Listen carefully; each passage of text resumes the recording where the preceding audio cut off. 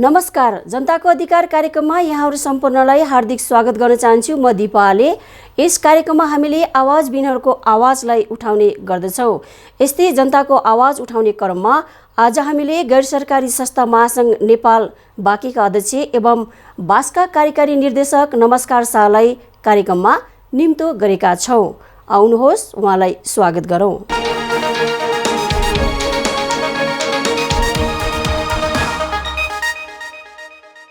यहाँलाई जनताको अधिकार कार्यक्रममा हार्दिक स्वागत गर्न चाहन्छु। धन्यवाद। भर्खरै मात्र गैर सरकारी संस्था महासंघ नेपाल बाँकीको भनौँ न अध्यक्षमा निर्वाचित हुनुभएको छ। कतिको व्यस्त हुनुहुन्छ? व्यस्त नै छु। गैर सरकारी संस्था महासंघ गैर सरकारी संस्थाहरूको छाता सङ्गठन हो। यो देशैभर यसको शाखाहरू रहेको छ। नेपालका 17वटै जिल्लामा यसको शाखाहरू छ। त्यसमध्येको एउटा शाखा बाँकी शाखा हो। यो बाँकी शाखाको भर्खरै सम्पन्न निर्वाचनबाट म अध्यक्षको रूपमा चुनिएको छु र गैर सरकारी संस्थाहरूको क्षमता वृद्धि गर्ने, गैर सरकारी संस्थाहरूसँग समन्वय गर्ने र विभिन्न सामाजिक क्षेत्रमा काम गर्ने गैर सरकारी संस्थाहरूलाई उत्प्रेरित गर्ने काम चाहिँ भइरहेको छ अहिले। जस्तै यहाँले भनौँ न अब समाजमा एउटा निमुखा गरिब जनताहरूको लाई चाहिँ आवाज दिनको लागि जुन एउटा सुशासनको काम पनि गरिराख्नु भएको छ र कस्तो खालको परिवर्तन आयो जस्तो लाग्छ अहिले समाजमा? म बास भन्ने संस्थामा आबद्ध छु। विगत 18 वर्षदेखि यो संस्थामा क्रियाशील छु। हामी सबैलाई थाहा छ देशमा कुनै न कुनै ढङ्गले यत्रतत्र सर्वत्र भ्रष्टाचार छ। यो भ्रष्टाचारका विरुद्धमा हामीले विभिन्न खालका अभियानहरू, कार्यक्रमहरू, गतिविधिहरू सञ्चालन गरिरहेका छौँ र हामीले सुरुवात गर्दाखेरि 2057 सालमा हामीले सुरुवात गरेका थियौँ।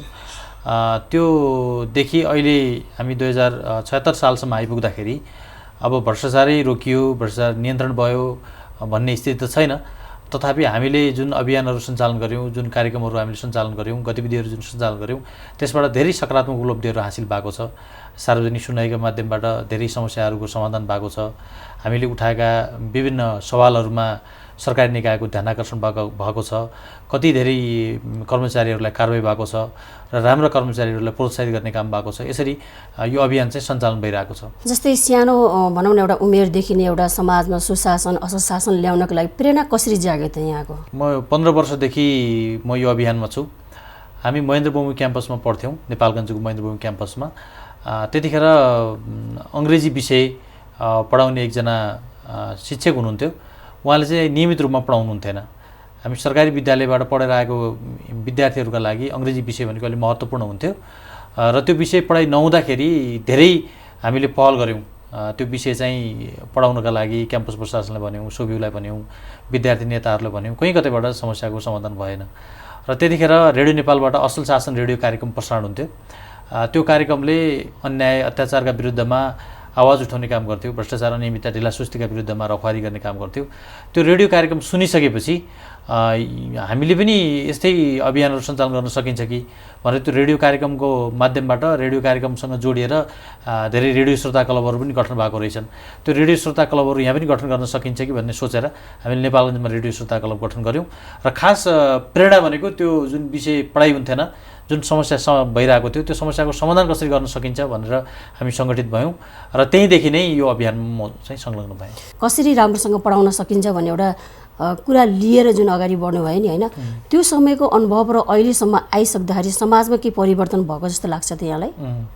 सुरुको जुन मैले घटना भनेँ, त्यो घटना हामीले जुन भोग्यौँ, जुन समस्या हामीले भोग्यौँ, विषय पढाइ नहुने, अङ्ग्रेजी विषय पढाइ नहुने, वर्षको 1-1.5 महिना पनि पढाइ नहुने स्थिति थियो।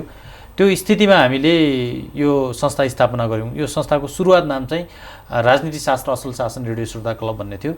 त्यो क्लब गठन गरिसकेपछि हामीले त्यो कुरालाई रेडियो नेपालबाट प्रसारण हुने असल शासन रेडियो कार्यक्रममा हामीले पठायौँ। आइतबार चाहिँ प्रसारण हुन्थ्यो, हामीले शुक्रबार चाहिँ हाम्रो क्लब गठन भयो र हामीले लगतै त्यो रिपोर्ट लेखेर हामीले पठायौँ, जुन चाहिँ मैले जे देखेँ भन्ने स्तम्भमा प्रसारण भयो।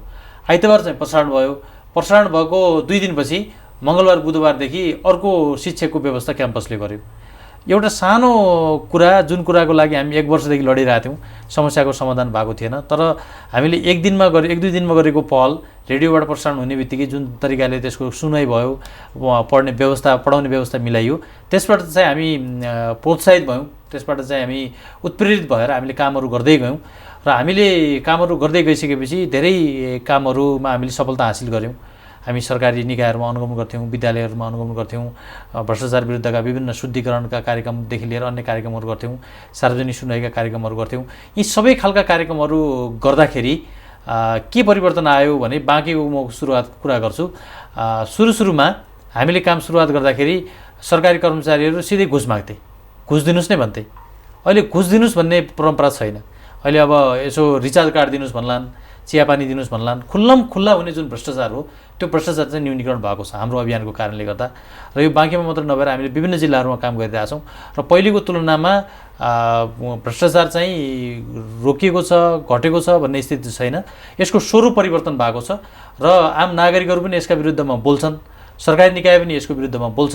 अलि चाहिँ लुकीछिपी गर्नुपर्छ भन्ने खालको चाहिँ भएको छ। तर खुल्ला हुने भ्रष्टाचारमा केही हदसम्म भए पनि हाम्रो अभियानले टेवा पुगेको छ भन्ने मलाई लाग्छ। जस यहाँहरूको अभियानले एक खालको चाहिँ समाजमा अब भ्रष्टाचार गर्नु हुँदैन भन्ने एउटा डर त्रास चाहिँ फैलिएको छ। डर त्रास पनि भयो र भ्रष्टाचारका विरुद्धमा बोल्नुपर्छ भन्ने चेतना धेरै आम नागरिकहरूमा चाहिँ यो अभियान के जस्तो लाग्छ? यो भनौँ न अब यो काम त राज्यले गर्नुपर्ने होइन त? निश्चित रूपमा राज्यले गर्नुपर्ने हो, यसको जिम्मेवारी राज्यको नै हो र हामी एउटा गौरवान्वित पनि छौँ हामी, किनभने अख्तियार दुरुपयोग अनुसन्धान आयोग जस्तो संवैधानिक आयोग हाम्रो नेपालमा छ, जुन अख्तियार जस्तो आयोग धेरै देशहरूमा, धेरै मुलुकहरूमा छैन। अख्तियार लागि नै रहेको छ, अख्तियारले गरि नै रहेको छ, तर पनि भ्रष्टाचार चाहिँ निर्मूल हुन सकिरहेको छैन।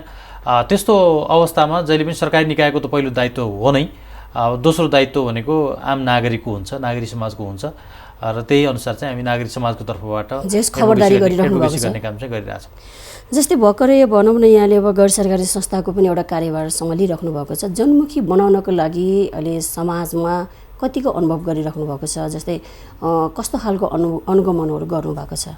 छाता सङ्गठनहरूमध्येको पुरानो छाता सङ्गठन हो र नागरिक समाजको एउटा अगुवाई गर्ने अग्रणी एउटा छाता सङ्गठन, एउटा संस्था, प्रतिनिधिमूलक संस्था हो जसले लोकतन्त्रको आन्दोलनदेखि लिएर विभिन्न आन्दोलनहरू, अभियानहरूमा एउटा अगुवाईको भूमिका निर्वाह गर्दै आएको छ। गैर सरकारी संस्थाका प्रतिनिधिहरूले आफ्नो नेताहरूलाई चुन्नुपर्ने हो। तर अहिलेसम्मको परिप्रेक्ष्य, अहिलेसम्मको अवस्था के थियो भने गैर सरकारी संस्था महासङ्घ नेपालको बाँके शाखामा कुनै अमुक पार्टीले एउटा टिकट दिने र त्यही टिकट दिएका पार्टीका मान्छेहरू गैर सरकारी संस्था महासङ्घको नेतृत्वमा रहने त्यो अवस्था थियो।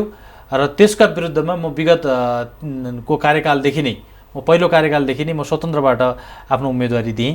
पहिलोपटक म सहसचिव भएँ, दोस्रो पटक म स्वतन्त्रबाटै म सचिवमा निर्वाचित भएँ र अहिले हामीले त्यस्तो खालको वातावरण बनायौँ, सबै स्वतन्त्र खालका साथीहरूको एउटा समूह बनायौँ र अहिले पुरै टिम हामीले निर्विरोध सर्वसम्मत हामीले गराउन सफल भयौँ। जस एउटा पार्टीको गुटबन्दी जुन थियो नि त्यो चाहिँ अहिले चाहिँ ध्वस्त भयो भनौँ, त्यसलाई चाहिँ हामीले तोड्न सफल भयौँ। त्यो गर्दाखेरि समाजमा यहाँले सुशासन र असुशासनको काम गर्दाखेरि कस्ता खालका उजुरीहरू आयो त जनताको माझबाट? भनौँ न जनताहरूले कस्ता खालको उजुरी दिए त? हो, निश्चित रूपमा महत्त्वपूर्ण कुरा उठाउनु भयो। यो लामो समयको अनुभवमा अब जनरल कुरा त त्यही नै हो, घुस लेनदेनको कुराहरू नै बढी आउँछ र त्यो बाहेक चाहिँ विभिन्न नातावाद गरेको, कृपावाद गरेको, विभिन्न खालको आर्थिक भ्रष्टाचार गरेको, समयमा काम नगरिदिएको, यस्ता खालका घटनाहरूबाट जो पीडित हुनुहुन्छ उहाँहरू चाहिँ हाम्रो सम्पर्कमा आउनुहुन्छ र उहाँहरूलाई हामीले समस्या समाधानका लागि उहाँहरूलाई हामीले सहयोग गर्ने काम निरन्तर रूपमा गर्दै आएका छौँ। कति कुरामा हामीले सफलता हासिल गरेका छौँ, कतिपय कुरामा हामीले सफलता हासिल गर्न सकेका छैनौँ र तर अविच्छिन्न ढङ्गले नागरिकहरूको गुनासोहरू चाहिँ सुनवाई गर्ने काम चाहिँ हामीले गरिरहेछौँ। यो अर्को कुरा जस्तै अघि क्षमताको कुरा पनि गरिराख्नु भएको थियो होइन, जस्तै क्षमता दिने होइन, समाजलाई चाहिँ केही भनौँ न एउटा चेतनाको कुराहरू दिने कुराहरू पनि गरेर कस्तो खालको क्षमताहरूको विकास गरिराख्नु भएको छ? अब हामीले खास गरी महासङ्घबाट चाहिँ गैर सरकारी संस्थाका प्रतिनिधिहरूको क्षमता वृद्धि गर्ने काम गर्छौँ। त्यसमा अब गैरसँग सम्बन्धित क्षमता, त्यसमा अब प्रस्तावना लेखनको कुराहरू होला, प्रतिवेदन लेखनको कुराहरू, नेतृत्व विकाससँग सम्बन्धित कुराहरू, सुशासनसँग सम्बन्धित विषयहरूमा दिन्छौँ भने बासले चाहिँ लामो समयदेखि युवाहरूको क्षमता वृद्धिमा काम गरिरहेछ। त्यसमा चाहिँ हामीले विशेष गरी फोकस भनेको हाम्रो युवाहरूको व्यक्तित्व विकास र नेतृत्व विकास र चारित्रिक विकासमा हामीले काम गर्छौँ। त्योसँग सम्बन्धित विभिन्न खालका तालिमहरू, उद्घोषण तालिम, पत्रकारिता तालिम, नेतृत्व विकास तालिम, भाषण कला तालिम, उद्घोषण लगायतका विभिन्न खालका क्षमता वृद्धिमूलक तालिमहरू हामीले चाहिँ गर्दै आएका छौँ र त्यसको रिजल्ट पनि हामीले पाएका छौँ। हामीले तालिम दिएका, हामीसँग काम गरेका साथीहरू विभिन्न मिडियाहरूमा हुनुहुन्छ, विभिन्न सङ्घ संस्थाको अगुवाई गर्ने ठाउँहरूमा हुनुहुन्छ, विभिन्न सरकारी निकायहरूमा हुनुहुन्छ, विभिन्न पार्टीको नेतृत्व तहमा हुनुहुन्छ र यसको रिजल्ट पनि हामीले पाइरहेका छौँ। तर अहिले चाहिँ एकदमै डरलाग्दो रूपमा चाहिँ देखिएको छ कि युवाहरू चाहिँ अहिले विदेश पलायन भइरहेको छ होइन। शिक्षित हुँदाहुँदै पनि उहाँहरूले नेपालमा काम गर्न सक्नुभएको छैन। यहाँ पनि एउटा युवा हुनुहुन्छ, युवाको भविष्यप्रति कतिको चिन्तित हुनुहुन्छ यहाँ? यो महत्त्वपूर्ण कुरा हो। हाम्रो प्रोडक्टिभ एउटा लाइफ भनेको युथ लाइफ हो होइन। सृजनशील समय भनेको युवाहरूको समय हो र यो देशको लागि गर्ने भनेको पनि युवाहरूले हो। तर जुन गर्ने समय हुन्छ त्यो गर्ने समयमा हामी विदेशका विभिन्न मुलुकहरूमा गएर कडा परिश्रम गरेर रगत र पसिना बगाइरहेका छौँ र यसमा चाहिँ राज्यको कमजोर एउटा नीति, राज्यको गैर जिम्मेवारीपन हो जस्तो मलाई लाग्छ। किनभने राज्यले युवाहरूलाई वैदेशिक रोजगारमा जानलाई उत्प्रेरित गरिरहेछ तर स्वदेशमै बसेर स्वरोजगारका लागि कुनै खालको उत्प्रेरणात्मक कार्यक्रमहरू सञ्चालन गरिरहेको छैन। राज्यले युवाहरूलाई स्वदेशमै बसेर केही गर्नका लागि उचित कार्यक्रमहरू, उचित योजनाहरू, उचित नीतिहरू ल्याउन सकिरहेको छैन भने अर्को युवाहरूलाई क्यारियर काउन्सिलिङ भइरहेको छैन। तिमीहरूलाई युवाहरूलाई यहीँ एउटा काम छ, यहीँ बसेर केही गर्न सकिन्छ भन्ने खालको कुनै खालको भनौँ न त्यस्तो खालको कार्यक्रमहरू, परामर्श सेवाहरू सरकारले, गैर सरकारी संस्थाहरूले दिन सकिरहेको अवस्था छैन भने आफै पनि युवाहरूले म यो देशमै बसेर केही गर्छु, प्लान गर्छु, म भिजन बनाउँछु, आफ्नो एउटा जीवनको एउटा योजना बनाउँछु भन्ने तरिकाले युवाहरू पनि नबढेको पाइन्छ र युवाहरूमा पनि विदेशमा गएर तुरुन्तै पैसा कमाइहालिन्छ, तुरुन्तै पैसा म कमाउँछु, नेपालमा म केही पनि गर्न सक्दैन भन्ने खालको एउटा भावना छ। यसमा स्वयं पहिलो जिम्मेवारी सरकारको हो। त्यसलाई कार्यान्वयन गर्यो भने पनि धेरै युवाहरू विदेशीबाट रोकिन्छन् र स्वदेशमै बसेर आफ्नो ठाउँमा कर्म गर्छन्, विभिन्न खालका कामहरू गर्न उत्प्रेरित हुन्छन्। त्यसका लागि सरकारले नै महत्त्वपूर्ण भूमिका निर्वाह गर्नुपर्छ। दर्शकबिन हामी छोटो ब्रेक लिन चाहन्छौँ। तपाईँहरू हेर्दै हुनुहुन्छ जनताको अधिकार।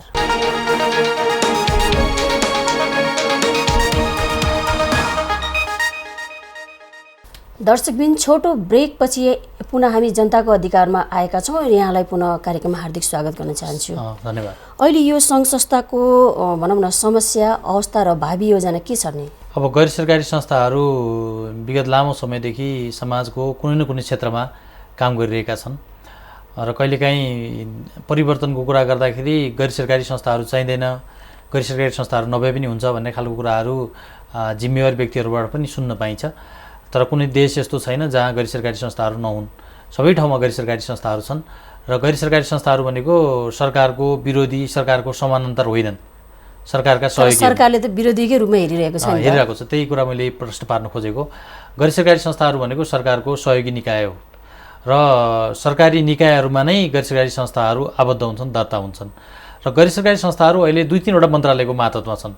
पहिलो चाहिँ गैर सरकारी संस्थाहरू गृह मन्त्रालय मातहतको जिल्ला प्रशासन कार्यालयमा दर्ता हुनुपर्छ र जिल्ला प्रशासन कार्यालयमा दर्ता हुनुका लागि गृह मन्त्रालय अन्तर्गतको जिल्ला प्रहरी कार्यालयबाट पुलिस रिपोर्ट लिनुपर्छ। गैर सरकारी संस्था दर्ता गर्न चाहनेहरूको पृष्ठभूमि के छ, उनीहरूको कुनै खालका घटनाहरूमा जोडिएका छन् कि छैनन् भनेर प्रहरी रिपोर्ट चाहिन्छ।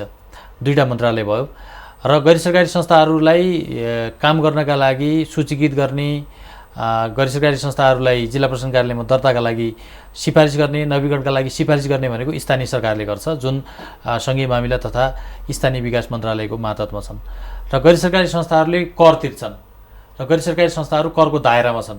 यो करको दायरामा आउनुका लागि अर्थ मन्त्रालय मातहतको आन्तरिक राजस्व कार्यालयबाट पान नम्बर लिनुपर्छ र महिला बालबालिका तथा समाज कल्याण ज्येष्ठ नागरिक मन्त्रालय मातहतको समाज कल्याण परिषदमा हरेक गैर सरकारी संस्थाहरू आबद्ध हुनुपर्छ।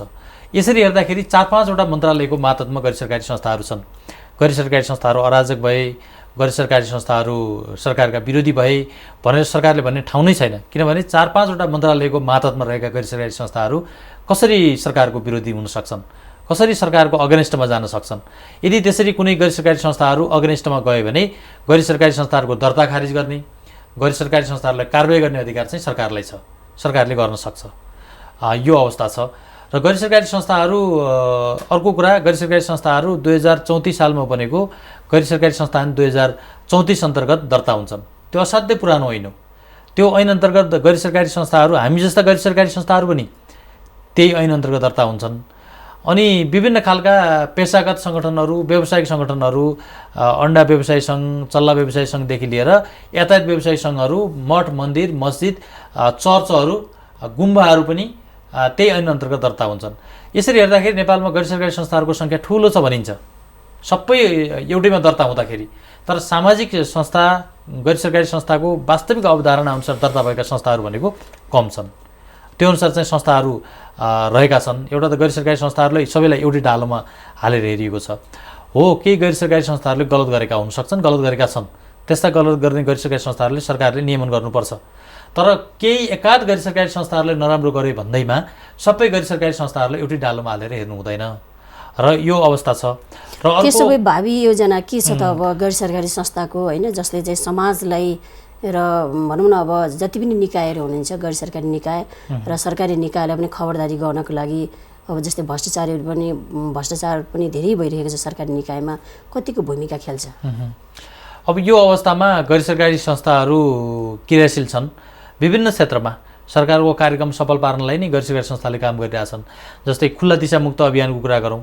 खुल्ला दिशामुक्त अभियानको कुरा नेपाल सरकारले ल्यायो, तर त्यसलाई सफल पार्न कसले भूमिका निर्वाह गर्यो भन्दा गैर सरकारी संस्थाहरूले। तर यो कुरा सरकारले बुझिदिनु पर्यो। बुझ्नु पर्यो। अर्को, अब जस्तै कहिलेकाहीँ खोपको कुराहरू ल्याउँछ, होइन, सरकारले गरिबी न्यूनीकरणको कुराहरू ल्याएको छ। सरकारी कार्यक्रमहरूमा नै सघाउ पुर्याउने भनेको गैर सरकारी संस्थाहरूले हो। गैर सरकारी संस्थाहरूले आफ्ना कामहरू नियमित रूपमा, निरन्तर रूपमा गरिरहेका छन्। र गैर सरकारी संस्था महासङ्घले अब के योजना बनाएको छ भने हामीले 2-3वटा क्षेत्रमा मात्रै हामीले काम गर्छौँ। पहिलो, गैर सरकारी संस्था महासङ्घ बाँकेले के गर्नु खोजिरहेछ भने गैर सरकारी संस्थाहरू धनी छन्, गैर सरकारी संस्था महासङ्घ जहिले पनि गरिब हुने र आर्थिक रूपमा जर्जर हुने अवस्था छ। यो अवस्थालाई सुधार गर्नलाई गैर सरकारी संस्था महासङ्घलाई हामी स्रोत सम्पन्न गैर सरकारी संस्था महासङ्घ बनाउन खोजिरहेका छौँ। दोस्रो, हामीसँग आबद्ध र आबद्ध नभएका गैर सरकारी संस्थाहरूको क्षमता वृद्धि गर्ने। गैर सरकारी संस्थाहरू आफै कार्यक्रमहरू सञ्चालन गर्न सक्षम हुन् भनेर हामी त्यो खालको क्षमता वृद्धि कार्यक्रम हामी सञ्चालन गर्दैछौँ। र अर्को, आन्तरिक गैसस सुशासन प्रवर्धनमा हामी काम गर्दैछौँ। गैससहरू पनि भित्र पनि आन्तरिक सुशासन हुनु पर्यो। गैससहरूलाई लाग्ने जुन आरोपहरू छन् त्यो आरोपबाट गैर सरकारी संस्थाहरू टाढा रहनु पर्यो भनेर हामीसँग आबद्ध गैससहरू र हामीसँग आबद्ध नभएका गैससभित्र अन्तर्राष्ट्रिय गैर सरकारी संस्थाहरू पनि पर्छन्। अन्तर्राष्ट्रिय गैर सरकारी संस्थाहरूको पनि पारदर्शिता खोज्ने कामहरू, गैससहरूको सहलीकरण गर्ने काम चाहिँ हामी गर्दैछौँ भने अर्को, विभिन्न सामाजिक मुद्दाहरू छन् जुन सामाजिक मुद्दाहरू अहिले ओझेल परिरहेका छन्। ती ओझेलमा परेका सामाजिक मुद्दाहरूमा एडभोकेसी गर्ने, त्यसमा नियमित रूपमा संवाद गर्ने, छलफल गर्ने र सम्बन्धित निकायको ध्यानाकर्षण गराउने काम चाहिँ हामी अब गर्दैछौँ। जस्तै यहाँले कुरा गर्दाखेरि कुनै पनि संस्था चलाउँदाखेरि त आर्थिक चाहिन्छ, होइन? संस्था चलाउन जुनै पनि काम गर्दाखेरि यो आर्थिकको पाटो चाहिँ कसरी लिनुभएको छ? यता सरकार पनि विरोधी, होइन? काम गर्न त गाह्रो भएको होला नि त। अब गैर सरकारी संस्थाहरू 2-3वटा स्रोतले चल्छन्। एउटा, गैर सरकारी संस्थाहरू आन्तरिक लेभी, आन्तरिक सदस्यता शुल्क र केही व्यक्तिहरूले दिएको सहयोगबाट चल्छन् भने केही गैर सरकारी संस्थाहरू अन्तर्राष्ट्रिय दात्री संस्थाको सहयोगमा सञ्चालन हुन्छन् भने केही गैर सरकारी संस्थाहरू सरकारी निकायको विभिन्न खालका कार्यक्रमहरू, अभियानहरू सञ्चालन गरेर सञ्चालित हुन्छन्। यसरी हेर्दाखेरि गैर सरकारी संस्थाहरू अब सबैसँग स्रोत छैन। स्रोतको अभावमा धेरै गैर सरकारी संस्थाहरू छन्। तर हामीले स्थानीय स्रोत साधनको परिचालन गर्न सक्यो भने गैर सरकारी संस्थाहरू सञ्चालन गर्न त्यति गाह्रो चाहिँ छैन। अहिले भनौँ न देशमा जताततै भ्रष्टाचार मौलाइरहेको छ, होइन? यो अवस्थामा स्थानीय निकायको सुशासन कस्तो देख्नुहुन्छ यहाँले? अब यहाँले भने जस्तै यत्रतत्र सर्वत्र भ्रष्टाचार छ, जता हेऱ्यो भ्रष्टाचार छ। दिनौँ रूपमा मिडियामा पनि हामीले त्यही खबरहरू पढ्छौँ, सुन्छौँ, हेर्छौँ। त्यो विडम्बनापूर्ण अवस्था छ। विश्व मानचित्रमा बढी भ्रष्टाचार हुने मुलुकको रूपमा नेपाल बदनाम छ। यो अवस्थामा अहिले जुन सङ्घीयताको कुरा भइरहेछ, हामी सङ्घीयताको अभ्यास गरिरहेछौँ। देशमा 3वटा सरकारको अभ्यास भइरहेको छ र त्यसमा पनि सङ्घीय सरकार, प्रदेश सरकार भन्दा पनि स्थानीय सरकारतिर धेरै मान्छेको, धेरै आम नागरिकहरूको ध्यान केन्द्रित छ। किनभने घर दैलो सरकार भनेको स्थानीय सरकार हो। सबैको काम लिनुपर्ने, सबैले काम पाउने र सबैको काम हुने सरकार भनेको स्थानीय सरकार भएको कारणले गर्दा स्थानीय सरकारमा मान्छेहरूको ध्यान केन्द्रित छ। र जुन अपेक्षा आम नागरिकहरूको थियो, सङ्घीयतामा गइसकेपछि जुन तरिकाले विकासका ढोकाहरू खुल्छन्, विकास चाहिँ एकदम तीव्र गतिमा हुन्छ, स्थानीय स्तरमा सुशासन हुन्छ भन्ने कुराहरू जुन थियो, सिंहदरबार जसरी घर दैलोमा जान्छ भन्ने खालको कुराहरू थियो, सिंहदरबार त गयो। तर सिंहदरबार सँगसँगै सिंहदरबारको भ्रष्टाचार पनि स्थानीय सरकारमा गएको आभास चाहिँ हामीले गरिरहेका छौँ। र पहिलो वर्ष हामीले हेऱ्यौँ कस्तो छ भनेर, दोस्रो वर्ष को पनि हामीले समीक्षा गऱ्यौँ। अब बाँकी रह्यो 3 वर्ष। 3 वर्ष भनेको अब रखवारी गर्ने समय हो, किनभने विगत 2 वर्षमा धेरै खालका विकृति विसङ्गतिहरू छन्। ती विकृति र विसङ्गतिहरूका विरुद्ध अब नागरिकहरूले रखवारी गर्नुपर्ने छ।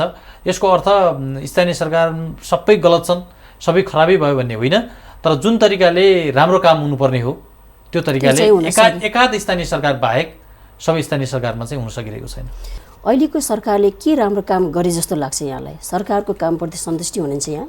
अब जसरी हामीले लामो समयदेखि अल्पमतको सरकार, विभिन्न पार्टीहरू मिलेर बनाएको सरकारको अभ्यास हामीले हेऱ्यौँ र त्यसबाट आम नागरिकहरूले अपेक्षा के गरेका थिए भने यस्तो सरकारबाट देश चल्न सक्दैन, 2/3 सरकार बन्नुपर्छ, बहुमतको सरकार बन्नुपर्छ, त्यो सरकारले स्थायित्व, शान्ति र सुशासन र समृद्धिको कुरा गर्ने आम नागरिकको अपेक्षा थियो। हाम्रो अपेक्षा त्यही नै थियो, तर त्यो अपेक्षा पुरा हुन सकेन।